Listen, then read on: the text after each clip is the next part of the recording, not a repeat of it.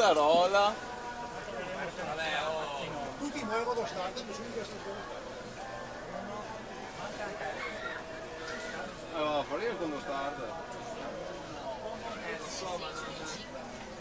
come che in parte non viene conversato con i guardi. Chissà perché non sta. Aspetti, quindi bimbi. Guarda, adesso dai 15 per forza.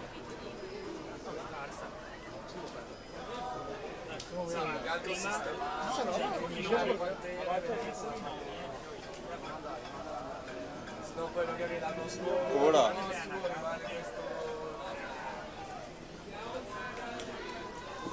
Ma qui ancora mi dà quello lì, questo lì. Perché da Sport Isola c'è nessuna richiamata, c'è già la batteria degli esordienti e non c'è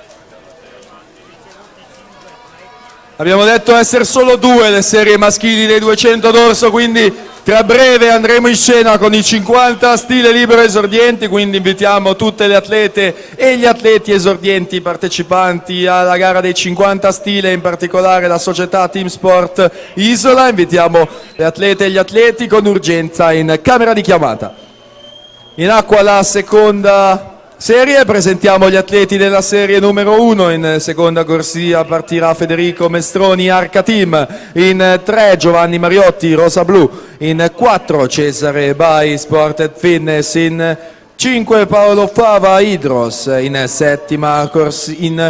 sesta corsia, chiedo scusa, ha partecipato in passato in Coppa Comen Manuel Frigo. E in corsia numero 7 per il Nottolo di nuoto 74, campione italiano giovanile dei 200 farfalla, 5 medaglie internazionali per lui con la nazionale giovanile, Mattia Zuin.